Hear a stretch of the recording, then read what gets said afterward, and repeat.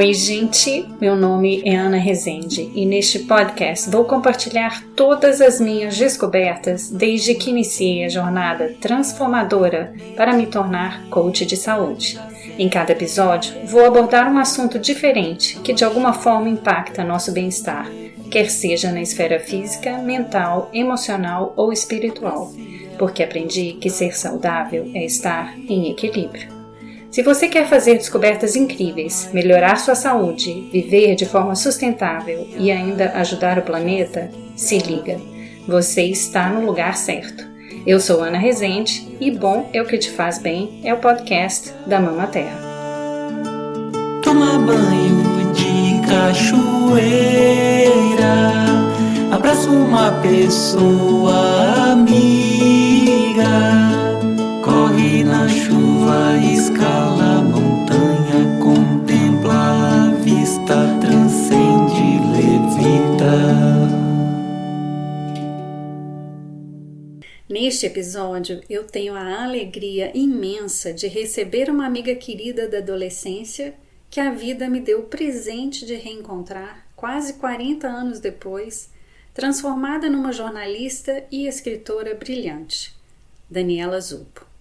Com uma trajetória marcante no jornalismo cultural brasileiro, Daniela trabalhou como repórter, apresentadora, correspondente internacional e editora de cultura, além de ter sido roteirista e diretora da websérie Arro, Amanhã, Hoje é Ontem.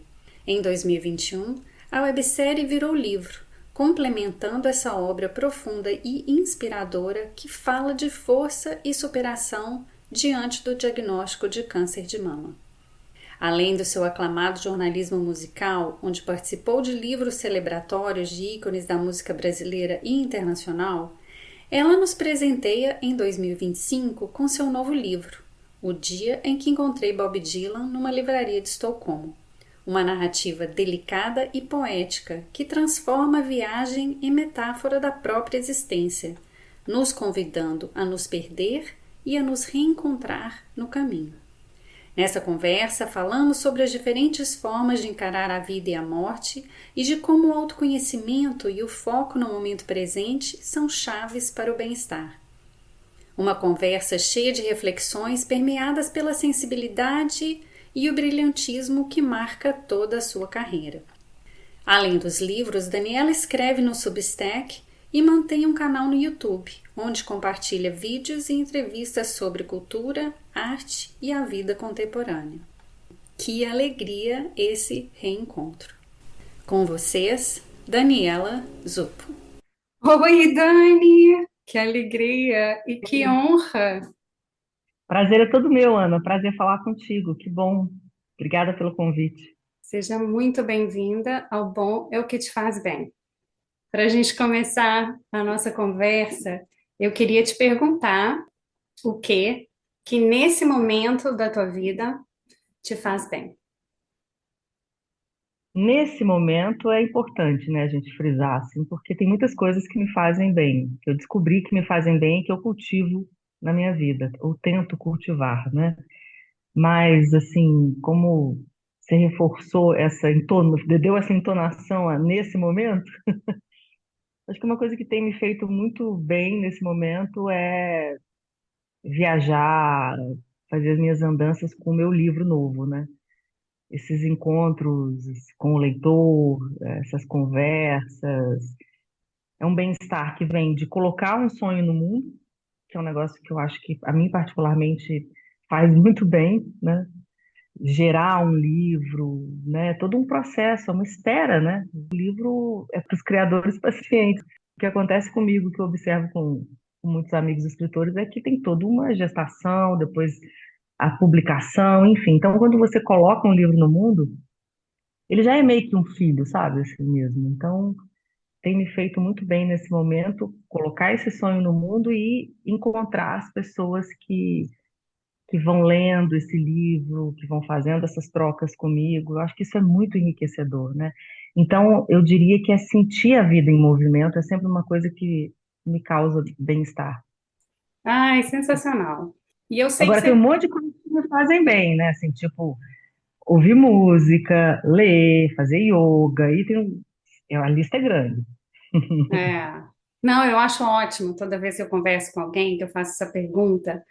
E aí eles falam, nossa, mas a lista é grande, é tanta coisa que me faz bem. E isso é o que eu adoro escutar, né? Porque eu sei que é tão importante para a gente saber, primeiro saber aquilo que faz bem, né? E poder ter na vida isso, né? No dia a dia, aquelas coisas que fazem bem para a gente, que é o que é mais maravilhoso, e que eu acho que é esse que é o objetivo maior de tudo, né? A gente estar bem, se sentir bem e colocar boas coisas no mundo, né? Porque quando a gente está bem, todo mundo que está à nossa volta também está bem. E aí a gente espalha o bem, né? E é um aprendizado, penso eu. Descobrir o que te faz bem é um aprendizado. Eu não acho que seja uma coisa que a gente saiba desde sempre, né? Eu acho que durante um bom período da vida, você tenta ficar bem com coisas que não te fazem bem, né? Então, você tenta as receitas alheias, você tenta o que te ensinaram, você tenta o que a mídia te diz que é algo que te faz bem. Hoje em dia, o conceito de bem-estar é uma coisa muito elástica, né? E muito do consumo. Então, não me espanta que as pessoas estejam tão vazias, apesar de, né? Porque o bem-estar, ele vai estar num lugar que é teu, né? Não no lugar que te dizem que ele está. Então, para mim, tem muito a ver com o autoconhecimento também. Tem, totalmente. Tem. É, e como que foi essa tua caminhada? Essa caminhada para descobrir o que te faz bem, desde, né, a tua mocidade, a tua vida adulta, como é que foi esse desenrolar aí para você?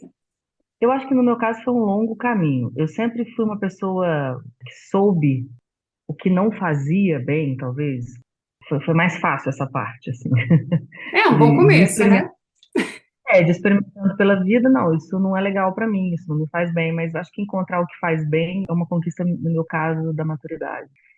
Eu já fui uma pessoa extremamente workaholic. Eu continuo gostando muito de trabalhar, mas hoje eu entendo que, que eu, em muitos momentos da minha vida, eu ultrapassei os meus limites. E então, eu acho que foi no momento assim de um diagnóstico grave que eu virei uma chave importante na vida, assim, em relação a bem-estar, sabe? Em relação a dormir bem, a cultivar relacionamentos não apenas saudáveis, né? Eu acho que também a gente não pode ter uma expectativa um pouco. Porque a gente tem que se relacionar com muita gente no mundo que a gente preferiria não se relacionar através do trabalho, própria família, né? Tem relacionamentos que não são necessariamente saudáveis e com os quais você tem que lidar na sua vida, né? Então não dá para Sim. também escolhendo só as melhores pessoas do mundo para você conviver. Mas eu acho que eu aprendi a, a colocar os meus limites em todas as relações. Isso é um exercício que eu pratico até hoje na minha vida, porque eu sempre tive essa tendência de ser muito responsável, muito séria. Eu fui uma criança muito séria, uma adolescente muito séria. Eu me formei muito nova, comecei a trabalhar muito nova. Então, acho que o meu caminho foi um pouco o inverso de muitas pessoas que eu conheço. Eu fui desaprendendo a ser tão séria, sabe? Eu continuo uma pessoa extremamente focada, responsável, mas eu também entendi num determinado momento que isso era um peso para mim, que isso era uma coisa que às vezes me adoecia, que isso era uma coisa que às vezes me fazia talvez cercar de pessoas que estavam ali pelo tanto que eu entregava, fosse o que fosse, né? Hum. Quando eu acho que essa não deve ser a lógica das relações, né? Não é uma coisa utilitária, né? Então acho que eu fui aprendendo com o tempo, com as minhas dores, com os meus erros, né? A ser uma pessoa mais leve. Eu acho que leveza tem muito a ver com bem-estar, né? Então acho que isso é uma conquista da maturidade. Ou seja, depois dos 40 eu fui virando essa chave, eu fui equilibrando mais a minha vida, eu fui diminuindo o ritmo de algumas coisas para ter mais qualidade de vida, né? Porque para mim, bem-estar não é uma coisa superficial, sabe? Assim, não é só ir para um spa e ficar ali, é claro, tudo muito gostoso, né? Como comer uma comida boa, como beber um bom vinho, né? Você se cuidar nesse aspecto é muito legal, assim, ter uma massagem, ou tomar um chá com as amigas, ou um vinho com as amigas, tudo isso é muito legal, mas eu acho que, para mim, o conceito de bem-estar está muito relacionado a equilíbrio interno. e das coisas que você coloca na tua vida e de como você estabelece as suas prioridades, né? Agora minha cachorra resolveu latir, desculpa, gente. Então tem um ruidinho aqui. Não Morar tem em, problema nenhum. morar em casa foi uma escolha da maturidade, né? Com jardim, com bicho, tem dessas coisas, assim, essas participações especiais. Não tem problema nenhum. Aqui também tem gato que mia, enfim, é a vida que é a vida. Os gatos são mais elegantes que cachorros. De fato, de fato são. Ô Dani, me conta, você falou que foi um diagnóstico que teve a virada de chave, e aí tem toda a história do teu primeiro livro, que eu achei maravilhoso, até separei um trechinho aqui para depois a gente ler no final. Conta como é que foi esse enfrentar, né, essa notícia e como que você atravessou, que tipo de viradas de chave que você teve, né? Foi que tipo de mentalidade, qual que foi esse caminho aí? Aos 42 anos de idade, quando eu estava naquele período do auge da produtividade na vida, né, que você está ali achando que você está batendo um bolão e que você é invencível, né? Eu recebi um diagnóstico de câncer. E pela gravidade do diagnóstico, né, gosto sempre de dizer isso porque ainda existe tanto estigma em torno desse diagnóstico, e é bom que as pessoas entendam que nem todo diagnóstico de câncer é um diagnóstico que vai te colocar num tratamento com todas as etapas agressivas desse processo. Então, no meu caso, infelizmente foi. E isso me fez ter que parar, por exemplo, ter que parar de trabalhar, né? Tem pessoas que continuam trabalhando, que continuam conciliando, né, o tratamento com uma rotina de trabalho. Não era possível no meu caso. Um tratamento longo, agressivo, e etc. Então, aquilo tirou meu chão por duas razões, basicamente. Primeiro, receber o diagnóstico em si, porque naquele momento eu achava que isso era impossível, eu tinha visões extremamente equivocadas desse diagnóstico, como quase todo mundo, eu achava que não ter pessoas na família, que fazer os meus exames, etc, etc, etc. Eu tinha uma vida, eu nunca fumei, enfim, assim, tinha uma vida relativamente saudável, né? Achava eu, pelo menos. E, então, foi um susto, claro, acho que sempre é, né? E além disso, eu perdi subitamente a vida tal como eu conhecia, né? Um estilo de vida. Eu parei de trabalhar, eu era uma pessoa que trabalhava 10 horas por dia, 9, 10 horas por dia na TV, na época eu estava numa TV e apresentava um programa diário, numa TV aqui de BH, enfim. Era editora-chefe, além de apresentadora, então eu tinha uma rotina de vida muito voltada para o meu trabalho, né? E era incompatível, né? Por recomendação médica e tudo mais, não dava. Era uma rotina muito pesada, não tinha como. Não houve também, não houve muita dúvida, porque como era um tratamento que eu tinha que começar imediatamente, né? Então essa mudança ela foi muito abrupta como toda mudança abrupta na vida de todo mundo, quem nos ouve vai e já passou por alguma vai entender, você não tem tempo de pensar, não avalia muito, não é aquela coisa calculada, planejada, você vai como dá, né? Vai com medo mesmo. Então, eu tive que mudar a minha vida radicalmente, né? E lutar pela vida, na verdade. Então, era a prioridade máxima. Então, eu levei um tempo para ir entendendo as coisas, para ir organizando, para ir reorganizando. Só quando o tratamento acabou, de fato, pelo menos uma fase do tratamento acabou, é que eu pude entender onde é que eu estava. Então, vamos lá, como é que vai ser agora? Ah, não, não vou voltar para o trabalho. Ah, não vai dar mais. Ah, não é isso. Ah, agora é assim, vou escrever um livro, vou fazer um documento. Fiz um documentário ao longo do tratamento que eu lancei, que foi a primeira websérie sobre câncer de mama do Brasil, numa época aí do YouTube começando, e fez um barulho danado, e não tinha Instagram, esses vídeos todos, então foi uma coisa realmente nova, né? E aí depois é que eu fui, de fato, como eu disse, recalcular as minhas rotas, né? Durante, eu tinha uma missão muito clara, lutar pela minha vida, me manter sã, emocional e fisicamente, espiritualmente. Então, assim, eu acho que foi um diagnóstico difícil, doloroso, mas foi um grande aprendizado também, né? Assim, acho que muito da pessoa que eu sou hoje da pessoa em quem me transformei, tem a ver com essa jornada, tem a ver com perder muita coisa, tem a ver com entender que não tem controle sobre a própria vida e que tudo bem, né? Porque a gente vai, como eu disse, vai recalculando as rotas na vida mesmo, por essa ou outra razão, né? De entender que trabalho não é tudo na vida, de entender a importância dos nossos afetos e de entender que havia algo dentro de mim, algo muito essencial, que estava adormecido Hum. no meio de tantas coisas, de tantas tarefas, de tantas funções, tantas demandas. Uhum. E eu acho que eu me reconectei com alguma coisa muito essencial que eu não percebia mais, assim. Então, nesse sentido, foi uma jornada muito reveladora, muito Muito transformadora, rica, né, para né? mim. Sim, Muito sim. rica. Eu não romantizo, Uhum. não romantizo, Ana, assim, não sou daquelas pessoas que vão dizer assim, nossa, eu agradeço pelo diagnóstico de câncer. Eu preferiria não ter passado por isso, para ser bem honesta, assim, porque mas, eu acho que quem que honestamente, eu não entendo quer dizer, entendo, respeito, mas não, definitivamente eu acho que não faz parte das escolhas que eu faria na vida, mas uma vez que te acontece, como tudo que é muito difícil te acontece, né, a única escolha que você vai ter provavelmente é como você vai lidar com isso, né? É. Então, foi o que eu fiz, assim, eu fui descobrindo como lidar com isso, ao lidar com isso, ao encarar, como você disse, né? Que acho que foi a primeira decisão inteligente, foi, então tá, aceita, vamos lá, vamos encarar, né?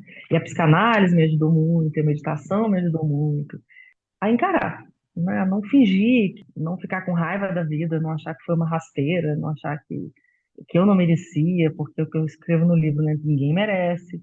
Então, assim, por que não comigo mesmo a pergunta, né? Tanta Uhum. gente encara isso, porque eu não vou encarar, né? Então, foi difícil, foi doloroso, foi talvez a coisa mais dolorosa da minha vida até hoje, mas e revolucionou tudo, né? Eu virei escritora, eu saí das redações, eu fui fazer outras coisas da minha vida, né? E acho também que entendi mais o meu lugar no mundo, sabe? Porque até então eu acho que eu era sempre fui uma jornalista muito apaixonada pelo jornalismo, como continuo sendo, mas eu acho que eu tinha uma função mais descartável, mais utilitária, mais mecanizada dentro da minha escolha profissional. Hoje eu coloco mais alma, sabe? Assim, então, Uhum. onde eu estou e tento fazer de qualquer coisa que eu possa fazer, né? Que se apresente para mim, Uhum. pessoal, profissionalmente, de fazer disso um ato de presença, né? Assim, não, estou aqui mesmo agora conversando com você. Não estou fazendo mais nada, não estou pensando em mais nada. Isso é uma coisa que eu acho que a meditação me deu, que o silêncio da tempestade me deu, né? De viver uma tempestade duradoura, né?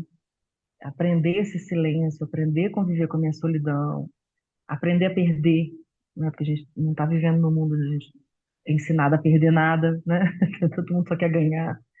Então, assim, olhando em retrospectiva, foi uma jornada de muito aprendizado. Uhum.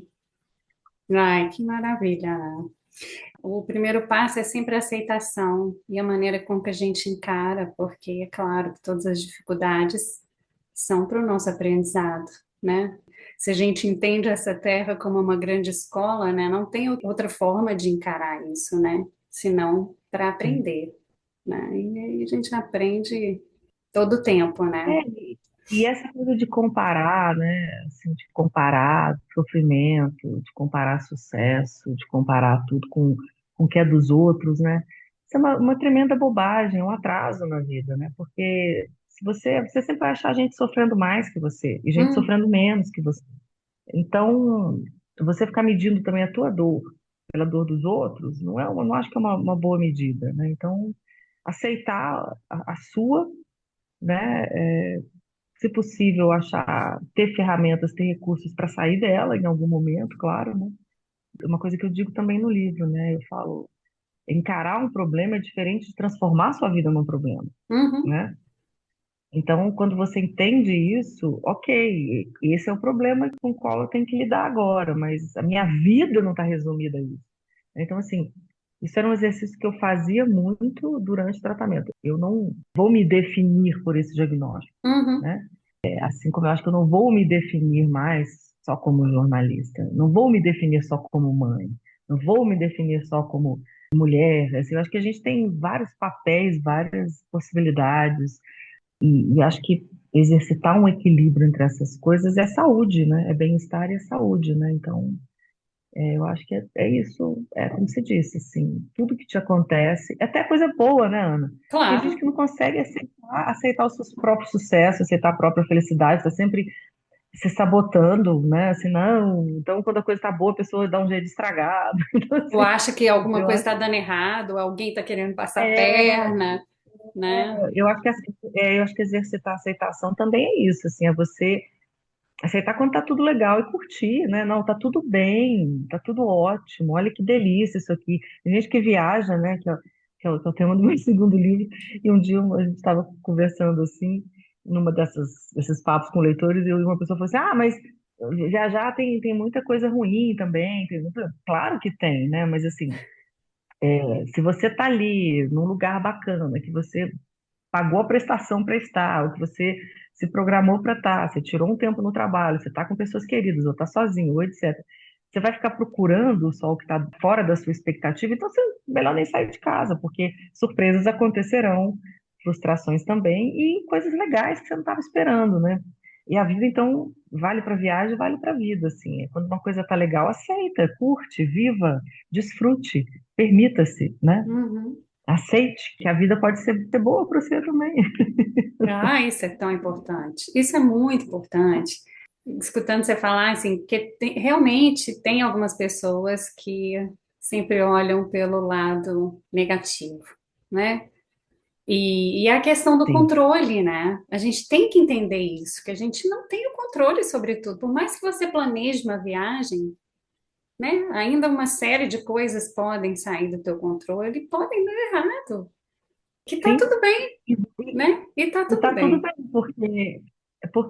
por isso que eu gosto tanto de viajar, é por isso que o meu livro é sobre viagens, mas não estou ali dando dica de turismo para ninguém. Na verdade, eu estou falando muito mais do que acontece com você quando você põe seu pé na estrada e sai da sua zona de conforto. E é Exato. Quando exatamente você se isso. abre para o novo, né? É porque, imagina, você está num país cuja língua você não fala, ainda que você seja uma pessoa que fale o inglês, onde teoricamente todo mundo fala, mas a gente sabe que quem viajou muito, viaja muito como a gente sabe. Não é assim. Você não entra num restaurante, todo mundo é obrigado a saber falar inglês quando você está, sei lá, na Polônia, né, ou em qualquer outro lugar, né, cuja língua, a língua daquele país não seja o inglês. Você vai encontrar muita gente falando, e se você falar também, você vai achar uma forma de comunicação, mas não é obrigatório, né? Então você vai ter que se deparar com a sua frustração, às vezes, em não conseguir o que você quer, encontrar pessoas com mais ou menos boa vontade. E você também vai relaxando. Isso é uma coisa que todo mundo, com certeza, já vivenciou ao viajar mais tempo. Você chega naquele modo, no seu modo zona de conforto, no seu modo programado, né? Você leva uns dias para entender onde você está, sair daquela programação da sua rotina, e aí você vai relaxando, né? Curiosamente, você vai aceitando ali que você está num lugar, que aquela comida ali é diferente, que aquela paisagem é diferente, que aquelas pessoas falam outra língua, ou têm outro sotaque, outra cultura. E isso parece que nos reconecta também com uma certa liberdade interior, né? De Uhum. você se permitir coisas que na sua rotina você não se permite, porque você acha que tudo tem que funcionar dentro daquilo, né? Daquilo que está programado, né? Então, a gente tende a ir para os mesmos restaurantes na nossa cidade, a gente tende a sair com os mesmos amigos, né? Fazer as mesmas coisas, criar os nossos pequenos rituais, as nossas rotinas. E quando você viaja, não, você está ali diante Do do novo, né? imprevisível. Do E é tão bom. desconhecido. E é por isso que é bom. Eu não entendo, honestamente, esses roteiros de viagem que você sai de casa sabendo absolutamente tudo que você vai fazer, todos os museus, todos os restaurantes, tudo. Você tem um roteiro fechado. E mesmo assim, você vai se deparar com surpresas, né? Claro, claro. Claro, é estar sempre pronto para aceitar, né? Eu acho que esse é um grande aprendizado que todos esses momentos e que todas essas situações trazem para gente, né? Aprender a aceitar o que é, é o que é. E aprender que você tem ferramentas para se virar também, né? Uhum. Quando as coisas dão, entre aspas, errado, né? Entender que você coloca uma criatividade, né, ali em movimento que normalmente na sua rotina você não coloca. E aí você fica orgulhoso de você também, que você deu conta daquilo ali, que você se virou e você se abre para os encontros, né? A gente perde um pouco também a nossa pose, né? Aquela arrogância, pessoas que exercem funções profissionais de poder, né? Quando Quando elas você está viajam, num ninguém país sabe quem elas são. desconhecido, que ninguém sabe quem você é, né? Dane-se se você é o médico, cirurgião, chefe do hospital tal. Sabe, você chega ali e vai ser atendido como qualquer outra pessoa. E isso coloca, acho que recoloca as pessoas num lugar De de humanidade, humanidade, que é legal, exato. é legal, né? É, muito legal. Você falou das ferramentas, né, e tal, e você comentou que a meditação te ajudou muito, é, outras coisas te ajudaram a enfrentar, né, o diagnóstico. Você já tinha essas práticas na tua vida? Você já conhecia essas ferramentas ou você buscou naquele momento? Não, eu conhecia uma coisa que eu pratiquei, já tinha praticado algumas vezes na vida, era o yoga, né? Então, comecei a praticar yoga jovem, parei, depois retomei quando eu morei na Alemanha, uns anos, aí parei quando eu engravidei, aí depois parei, tinha parado. Era o que eu conhecia dessas práticas, né? Que hoje eu pratico yoga já há alguns anos. Durante o tratamento eu não pratiquei, mas depois eu retomei. E mantenho na minha vida, é uma das minhas chaves de equilíbrio, de bem-estar, de saúde, é o yoga, assim, é uma coisa que me faz muito bem. Não sai por aí querendo doutrinar ninguém, façam yoga, façam, assim, para mim é a coisa que mais funciona para me equilibrar. Uhum. Eu realmente encontrei no yoga uma prática que me tranquiliza, ao mesmo tempo que me flexibiliza, literalmente. A meditação foi uma descoberta que aconteceu então nesse momento, né, do diagnóstico. Comecei praticando em casa mesmo, por uma dica da minha mãe, que praticava, né? Eu nunca tinha feito de fato, a não ser que faz parte do yoga, né? Então eu comecei a praticar sem entender muito bem por que que eu estava fazendo aquilo, mas como eu ficava muito em casa, eu tinha tempo, eu precisava desenvolver algumas ferramentas, né, para tentar manter a minha higiene mental, né, Uhum. deixar levar muito por pensamentos negativos, né? Então eu comecei a praticar e é uma coisa muito doida a meditação. Não sei se para todo mundo é assim, para mim foi assim. Uma coisa que você começa sendo bem honesta, assim, que você começa achando que não faz muito sentido aquele negócio. Você não está botando muita fé, você vai fazendo, porque, vamos lá. É isso mesmo? É ficar aqui sentado ou deitada, respirando, ouvindo música, quem faz com música ou meditação guiada, né? Mas aí, em algum momento, aquilo começa a fazer sentido para você, subitamente. Ou porque você começa a sentir falta, hoje eu não fiz sentir falta. Ou porque você começa a dormir melhor. Para mim, foi uma coisa que me ajudou muito a dormir bem. E a relaxar antes do sono e ter um sono mais tranquilo. Hoje eu pratico menos do que pratiquei naquele momento, mas continuo praticando no yoga sempre, então pelo menos 2 vezes por semana e às vezes em casa. Mas foi uma descoberta desse período, por indicação da minha mãe, e depois eu fui entendendo que existiam várias formas, várias práticas. Meditação não é uma coisa só, não tem um jeito só de fazer, né? Tem várias possibilidades para as pessoas descobrirem aquilo que faz mais sentido para você, né?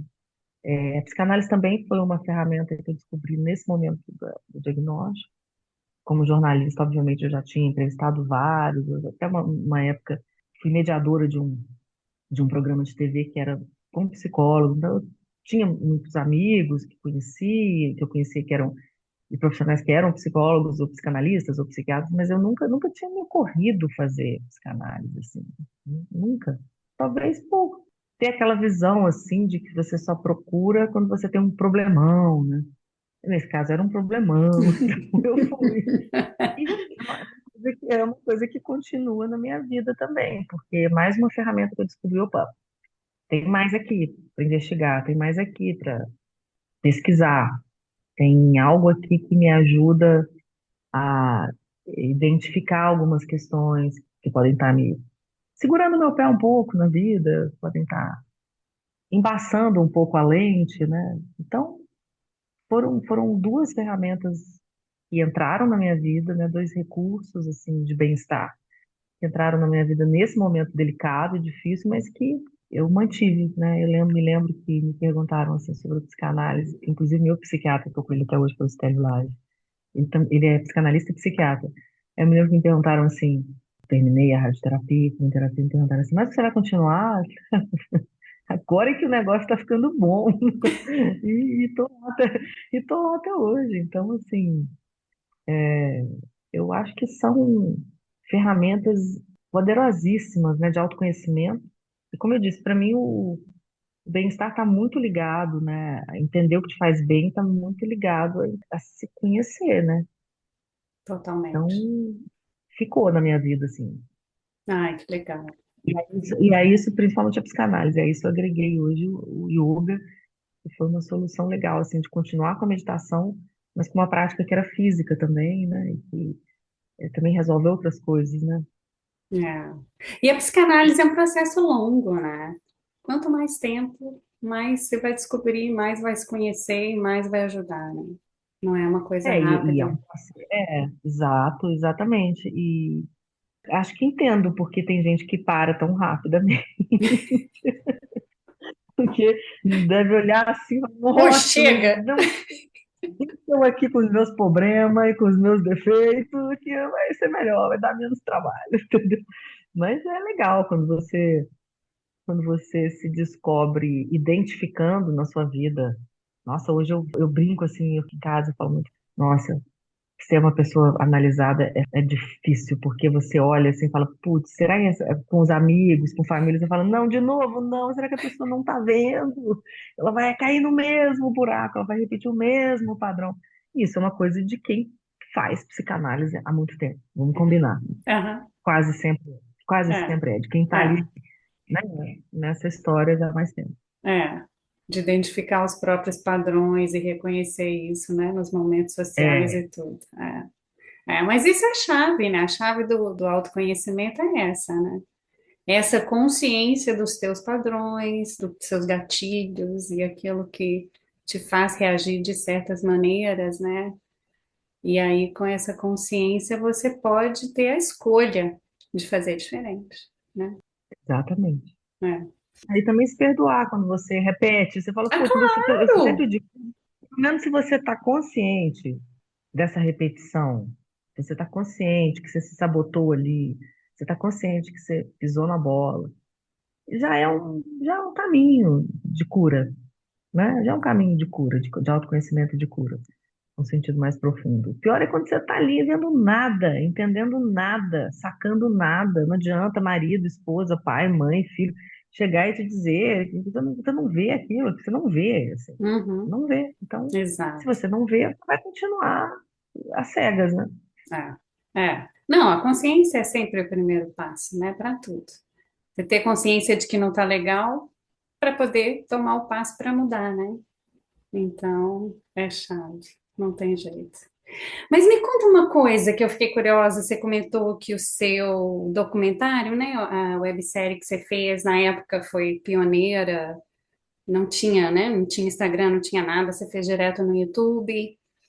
Como é que foi essa ideia de fazer e de compartilhar essa jornada aí de cura com as pessoas através do vídeo? Bom, eu trabalhava numa TV, né? Como eu disse, então eu tinha. Os meus recursos era o audiovisual, né? Eu estava Hum, muito nessa frequência. E como nós estamos falando, gente, de 9 anos atrás. Então, é que existia Instagram, mas Instagram era uma mídia de foto, ponto, né? Existia YouTube, mas era uma coisa assim, muito incipiente ali no comecinho, pouca gente tinha canal, né?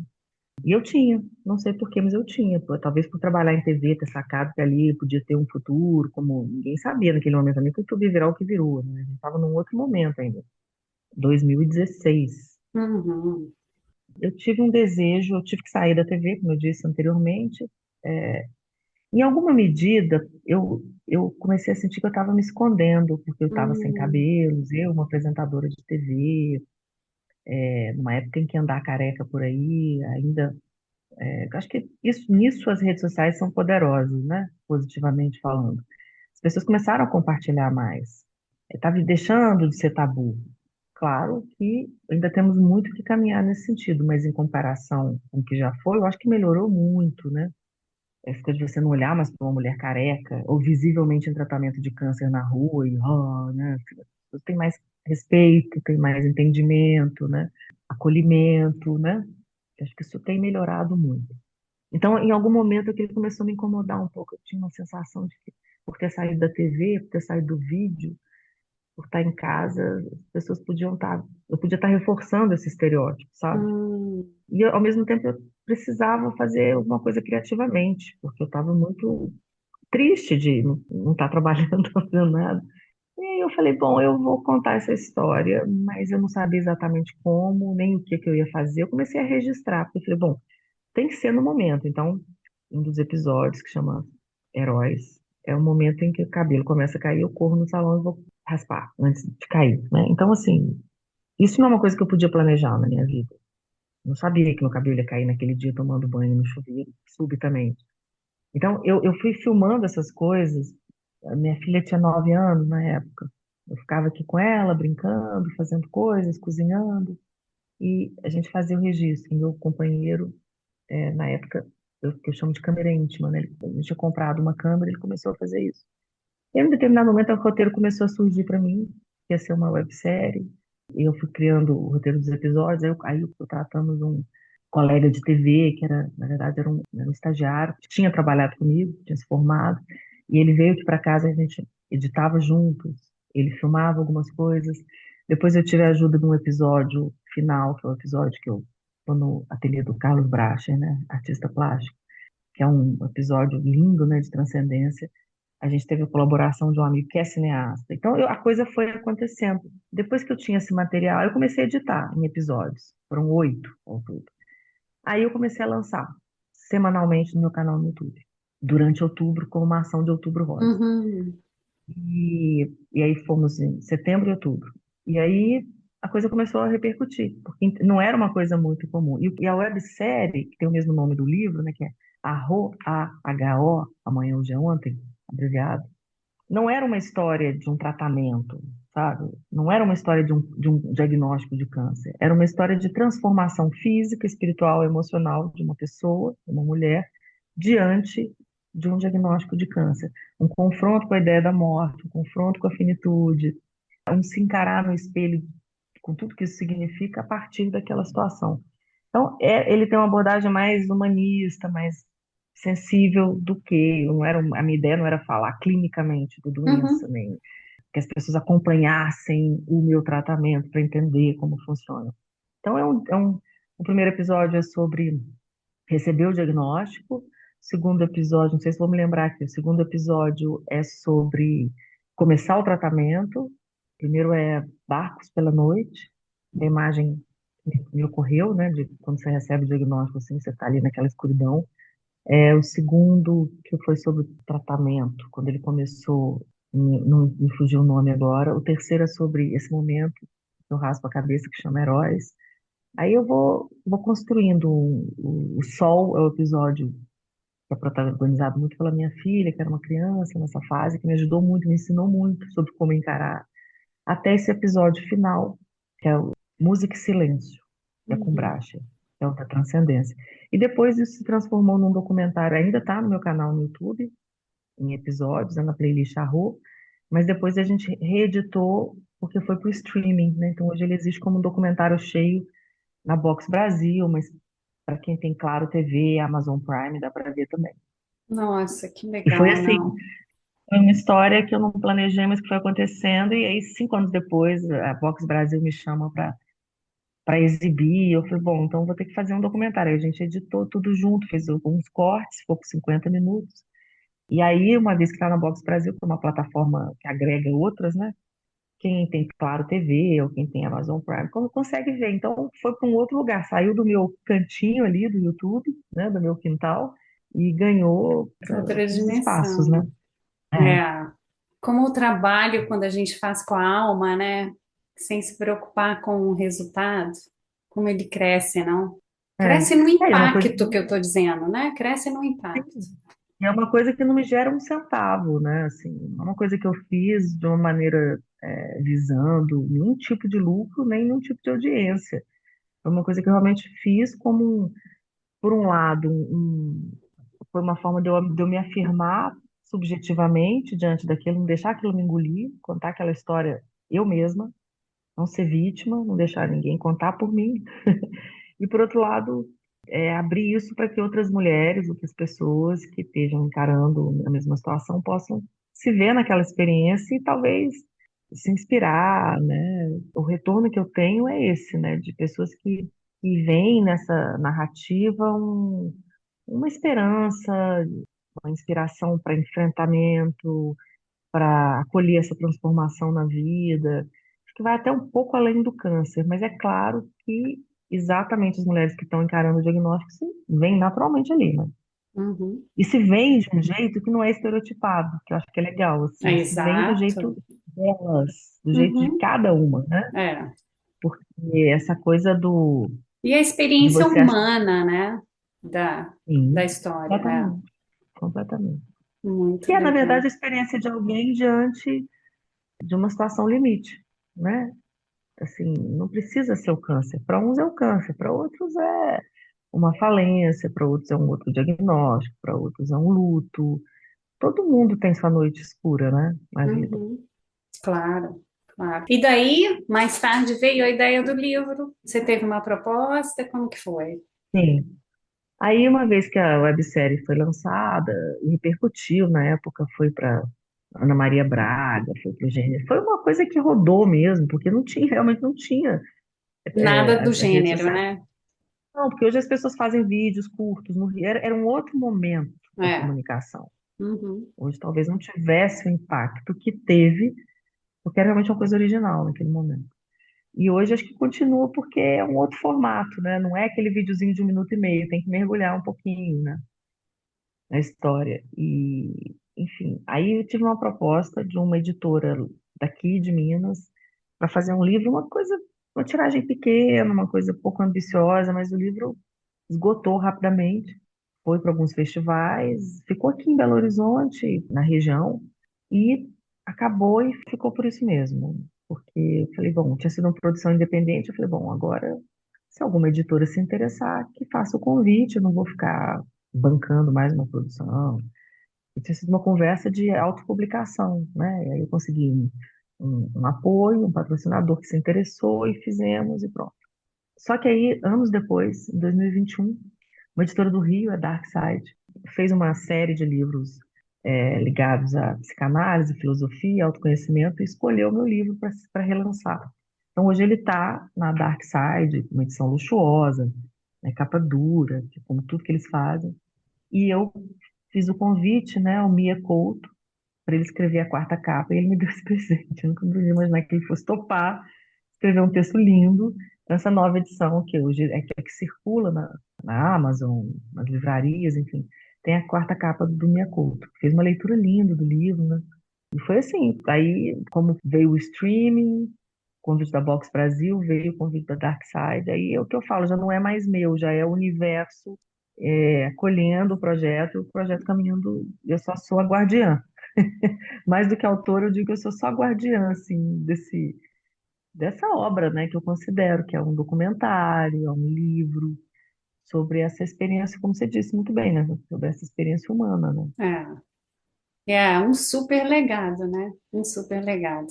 E o livro é lindíssimo, né? A formatação, É, a diagramação, a capa, as cores, as imagens. É lindo, é muito lindo. muito caprichada, né, a É, edição muito deles, né, caprichado. trabalha muito bem. É uma experiência completa, né? Não é só a leitura É, que é rica e maravilhosa, mas as imagens, né? Os textos com a tua letra, enfim, tudo é muito, muito bacana. lindo mesmo. E tem essa ideia, né, que eu acho que foi uma grande sacada do Chris, que foi o artista que fez a capa, Projeto, né, o projeto gráfico. Ele fez uma capa com a mão que é uma mão negra da noite estrelada, e um Uhum. sol, né? Então, essa ideia da vida e da morte que está no livro como dois lados da mesma moeda, é dia e noite, né? Isso mesmo, é vida e morte, tá tudo junto, um vem depois do outro e o outro vem, enfim, a coisa não termina, Uhum. né? E também não está distante da gente, né? Assim como a noite não está distante do dia. É, é muito lindo, realmente. A capa realmente dá essa. E tem a lua, as estrelas e o sol, né? É, É, quando você explicou, ficou super claro. Muito bacana. E daí, o segundo livro, o que eu achei super interessante, é que na minha leitura, é como se fosse a continuação das suas viagens interiores, né? Eles não têm nada a ver um com o outro, não são sequenciais, mas parece que é uma sequência de reflexões que continuaram, mesmo depois que passou aquela fase pior, né? É mais ou menos isso? Você vê assim, não? ah, eu acho lindo dizer isso, porque acho que ninguém tinha dito ainda isso para mim. Eu vejo que tem muito sentido, porque é, a Rô foi, na verdade, um diário de confinamento, um diário solitário, de alguém que se guarda numa casa, num tratamento, que muda a sua rotina, que fica mais sozinho, alguém que escuta música, que fica lendo, que faz sua meditação, que está pensando ali na vida através da possibilidade da morte, né? Então, ele, nesse sentido, ele é um diário de, de confinamento, que todos nós, anos depois, viríamos a descobrir o que era com a pandemia, né? Assim, essa coisa de ficar mais para dentro, né? E o dia em que encontrei Bob Dylan numa livraria de Estocolmo, que é esse de viagem, é um diário de estrada. Então, é até uma antítese, um oposto complementar, assim, de alguma forma, né? Talvez. Um diário de estrada que vem depois de um período de recolhimento, de introspecção, de cura, de autocuidado. Uhum. Então, é meio que sair da casa e ir para o mundo, né? Nesse É sentido, eu acho que experienciar o mundo com essa nova leitura, né? Com a leitura dessa nova mulher que ressurgiu, né? Da sua transformação. perfeito. Acho que uma leitura bem sensível essa que você faz, e para mim, como autora, faz todo sentido, porque é isso, é botar o pé na estrada.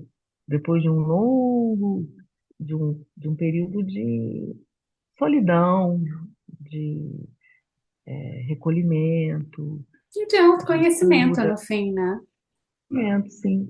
Então, acho que e são dois livros, isso alguém me disse já. Quando eu estive em São Paulo lançando, o Carrascosa, que é quem fez João Zanel Carrascosa, que é quem fez o prefácio do segundo livro, ele falou isso. Você percebeu que o personagem principal dos seus dois livros é a vida? Você gosta de escrever sobre a vida? E naquele momento eu pensei, cara, é verdade. Eu acho que eu criei essa conexão para mim. Eu criei uma relação muito forte com a vida, com o sentimento de Uhum. estar vivo. Acho que é uma coisa comum para quem enfrenta um diagnóstico, assim, né? Então, eu entendi que os dois livros, embora tenham temas tão diferentes, eles têm essa vibração mesmo, né? De uma vida que pulsa, né? Seja na estrada, essa pessoa que viaja, que quer descobrir o mundo, que quer É, experimentar, né? É a mesma pessoa que está ali tentando entender a vida diante da possibilidade da finitude, né? Então, faz todo sentido. Por isso que eu falei quando você me perguntou no início da nossa conversa o que que me faz bem nesse momento, porque olha, falar do livro me dá tantas sacadas, as pessoas, de leitores como você, assim, me devolvem alguma coisa que é nova para mim também. Então isso é muito legal, é muito bacana. é muito legal sentir como as pessoas sentem a mensagem, né? Porque cada um, Sim. com uma perspectiva diferente, vai sentir de uma forma diferente. É muito legal essa troca, né? Eu acho também. Muito O legal. livro para mim é do leitor, o livro é de quem lê, não é de quem escreve. É, com certeza. A mensagem sempre chega de uma forma diferente. E ele é lindo também, né? O projeto gráfico também lindíssimo, as fotos eu achei sensacionais. E uma foto me marcou muito, aquela do museu, não sei se é em Munique, que tem a prateleira com os comprimidos. É É, Munique, não Munique, é? Que eu sim. falei, gente. Que coisa sensacional que esse artista conseguiu traduzir nessa imagem, né? As pílulas, né, nas As prateleiras. pílulas na prateleira e assim, a minha leitura, que eu sou apaixonada por esse tema de saúde natural e tudo mais, então a minha leitura é por que a gente compartimentaliza a cura nas pílulas, sendo que a cura está na experiência, né? Então, eu achei sensacional aquele capítulo. 27 mil pílulas alinhadas em uma prateleira de 5 metros. 27 mil pílulas é o que uma pessoa consome em média durante uma vida. 27 mil pílulas nessa prateleira de espelhos que refletem uma sociedade em que a depressão é considerada o mal do século.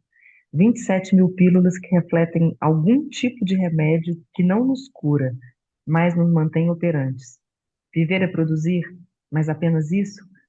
27 mil pílulas que nos lembram que a medicina se transformou numa espécie de religião nesses tempos em que nos recusamos a reconhecer a energia vital que nos conecta a uma camada mais profunda e essencial do que somos. É o que você Ah, falou, né? é, é lindo, é lindo.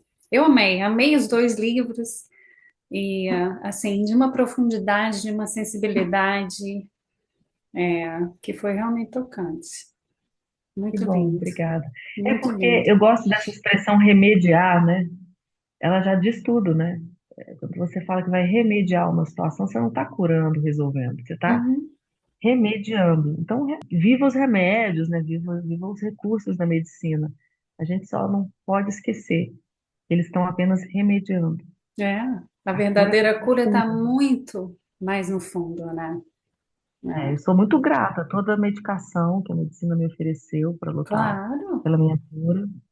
A gente hoje em dia tem que dizer tudo claramente, porque senão as pessoas não entendem às vezes, né? Então, para ser didática, né? Não é que a gente está falando que ninguém deve tomar, ou enfim, eu tô viva, entre outras coisas, porque a medicina me ajudou muito, né? Todos os tratamentos oncológicos e tudo mais, a que eu tive acesso. Mas é preciso entender que tem um paciente ali que também tem que trabalhar junto com essa medicina, no mínimo.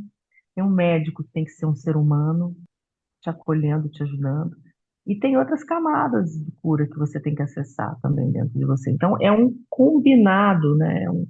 É um conjunto de coisas que você reúne uhum, em busca dessa cura, né? é, porque Só o remédio. exato, o remédio vai agir na esfera física, né? E as outras Sim, camadas, né? A espiritual, a mental, a emocional. A gente tem que fazer a nossa parte, né? Para que tudo funcione exatamente. bem. Muito legal. E sempre, sempre e de novo, porque a gente vai precisar disso sempre, né? Os desafios estão postos, o envelhecimento, né? Tudo que vai chegando na vida da gente Ah, também, né? tudo. Todas as dificuldades, todos os desafios, né?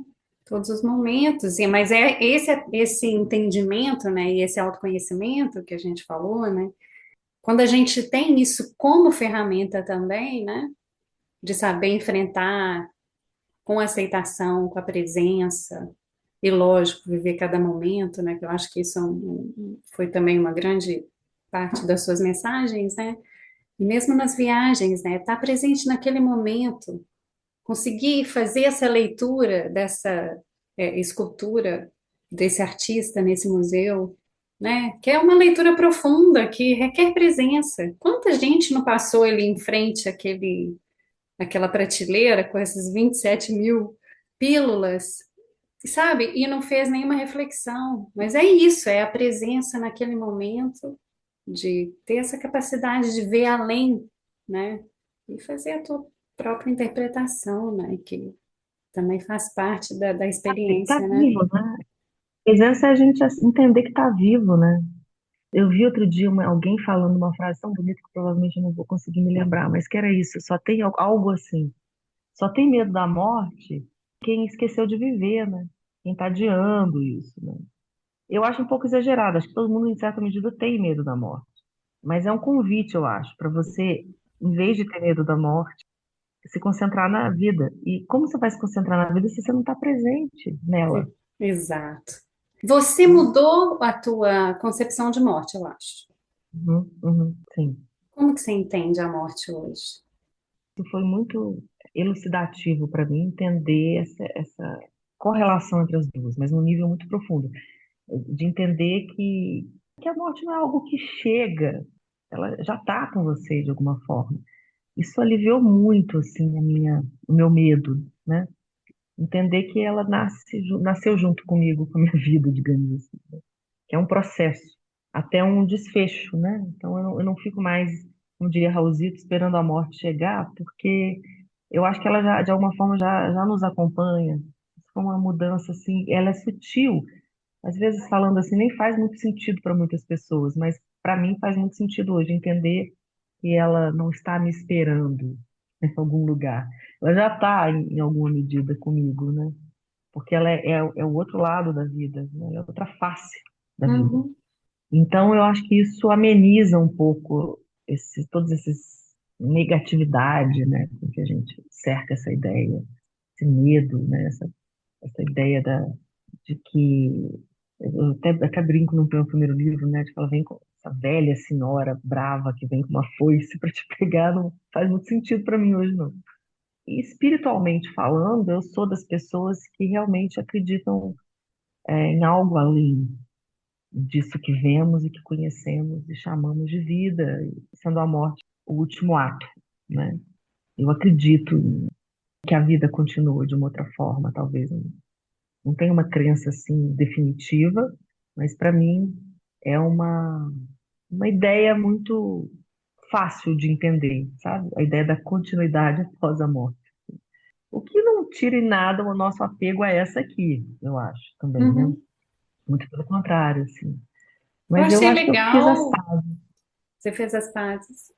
as pazes com a ideia da morte, assim. Só que eu espero que a gente se encontre, né, possa se abraçar nesse momento final, né, e fatal de uma maneira serena, Uhum, né? Assim, eu fiz as pazes com a ideia da morte, mas eu sempre peço desejos, se me for dada essa bênção, que seja sereno esse momento, né? Que seja um momento de paz, uhum. de aceitação e paz, de alguém que viveu muito, que viveu intensamente, que cumpriu a sua jornada terrena.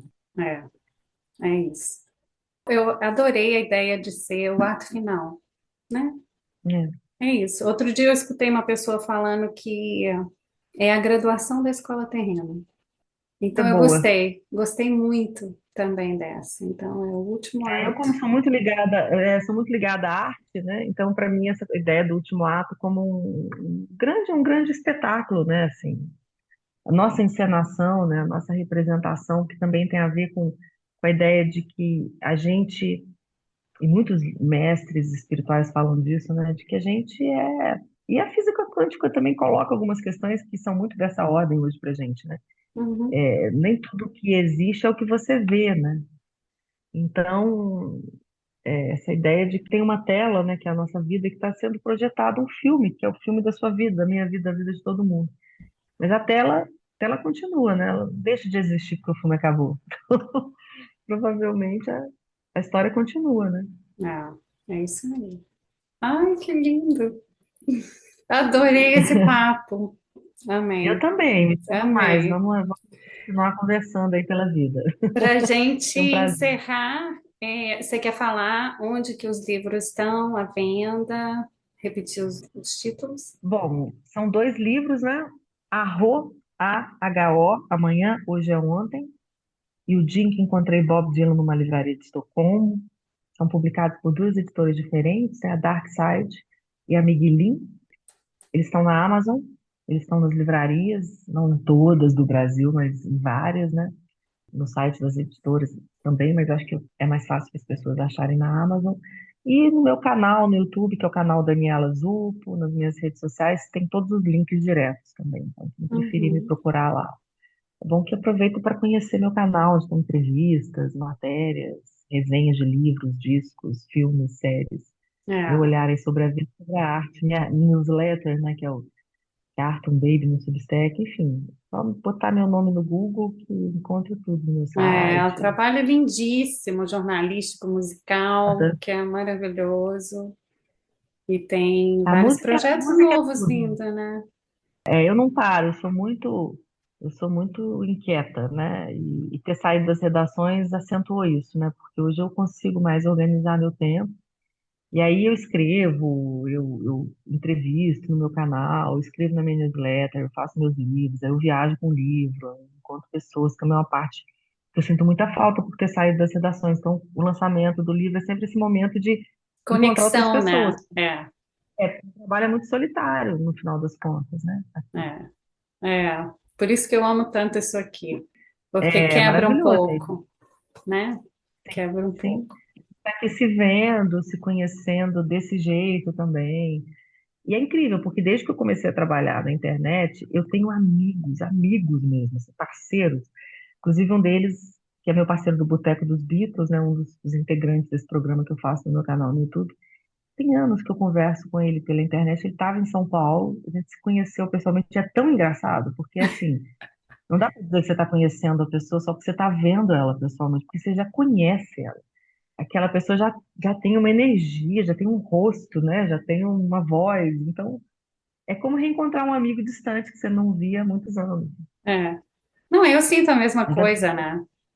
isso, imagino, porque você fica aqui entrevistando, você está nos Estados Unidos, né? Então, É. assim, E eu fiz assim, amigos, assim, pessoas que conexão tão forte que a amizade cresce e a gente vai se acompanhando, mas alguns que eu nunca vi, mas que a mas é afeição maravilhoso, né? é Para mim é a grande benefício, né? conquista, né? Da A grande conquista, tecnologia.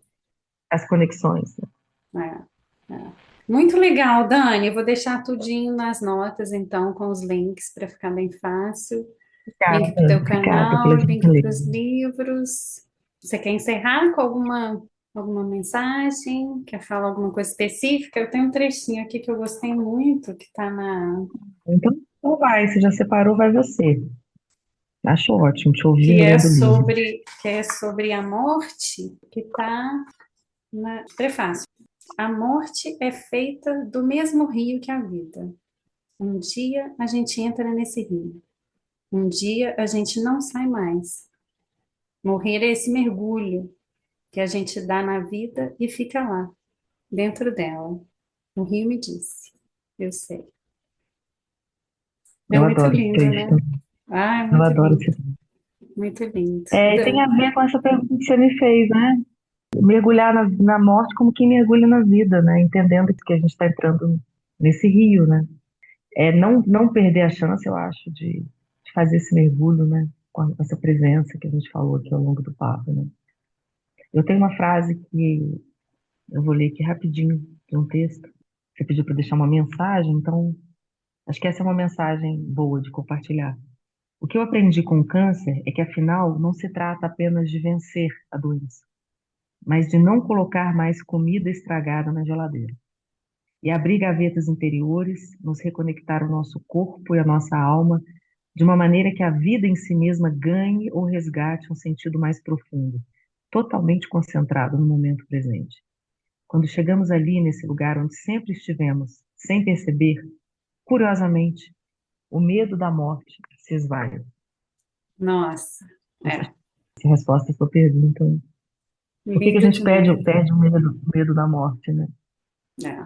Muito lindo. Dani, muito, muito sucesso em tudo, que seu trabalho é maravilhoso. Continua Para nós, firme querida. Obrigada. e muito obrigada por você ter aceitado, uma honra imensa. Honra para mim estar aqui com você. Obrigada pelo convite. Que a gente continue conectadas. Excelente. E saúde para todo mundo que Saúde nos para assiste. todos. Beijo, Dani, Um beijo. Obrigada, querida, pelo convite. Adorei a conversa. também. Muito obrigada por escolher escutar este podcast. Significa muito para mim que, entre tantas opções, você escolheu este. Se você deseja ajudar a missão da Mama Terra de fazer desse mundo um lugar livre de doenças para as gerações futuras, siga esse podcast, comente ou compartilhe com seus amigos.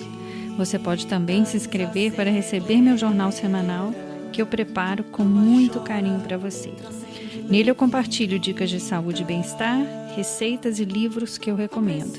Minha intenção é que você tenha informação e recursos para fazer boas escolhas sempre e se sentir bem. Para se inscrever, você encontra o link no resumo do show. Me siga também no Instagram ou no Facebook. Mais uma vez, muito obrigada por estar aqui. Tem muita coisa boa nos próximos episódios, então fique ligado. E lembre-se, bom é o que te faz bem. Abraço uma pessoa amiga.